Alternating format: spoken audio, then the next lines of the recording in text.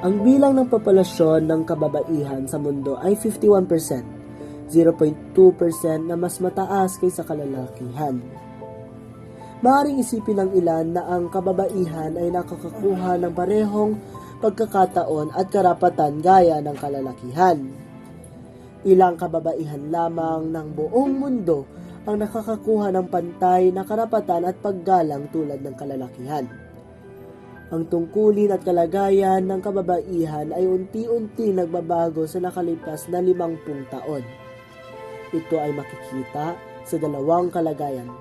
Una, ang pagpapalit ng kampani ng kababaihan at ikalawa ay ang pag-unlad ng kanilang karapatan at kalagayan.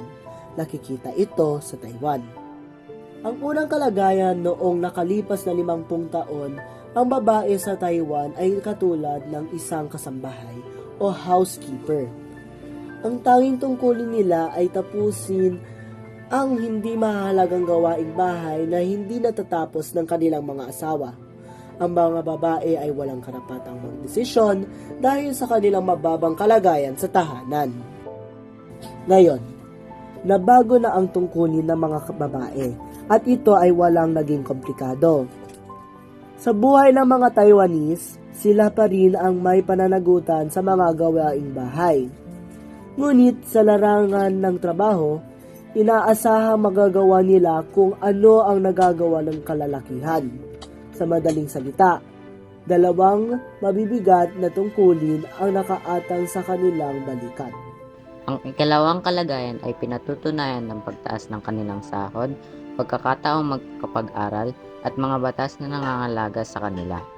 Karamihan sa mga kumpanya ay nagbibigay ng mga halaga sa kakayahan ng babae, at ang kinakaukulan ay handang kumuha ng mga babaeng may kakayahan at mas sweldohan na mataas. Tumataas ang pagkakataon na umangat ang babae sa isang kumpanya, at nakikita na ring may mga babaeng na mamahala. Isa pa, tumaas ang pagkakataon para sa mga babaeng pagdating sa edukasyon. Ayon sa isang estadistika mula sa gobyerno, higit na mataas ang bilang ng mga babaeng mag-aaral sa kolehiyo kung ihahambing sa kalalakihan makalipas ang 50 taon. At ang huling kalagayan ay ang pagbabago ng mga batas para sa pangangalaga sa kababaihan ay nakikita rin. Halimbawa, sa Acton Inc., isa sa mga nangungunahang networking hardware manufacturer sa Taiwan. Ginawa ng 1 taon ang maternity leave sa halip na 3 buwan lamang. Ang gobyerno ng Taiwan ay gumagawa ng batas sa pagkakaroon ng pantay na karapatan upang higit nilang mapangalagaan ang kababaihan. Bilang pagwawakas, naiiba na ang gampanin ng mga babae at higit itong mapanghamon kung ihambing noon. Ang kanilang karapatan at kahalagahan ay binibigyan na ng pansin. Ngunit, hindi ito nangangahulugan na ang mga babae ay tumatanggap na ng pantay na posisyon at pangangalaga sa lipunan. Mayroon pa rin kumpanya na hindi makatarungan ang pagtrato sa mga babaeng leader nito. Marami pa ring kalakihan ang nagbibigay ng mga bigat na tungkulin sa kanilang asawa sa tahanan.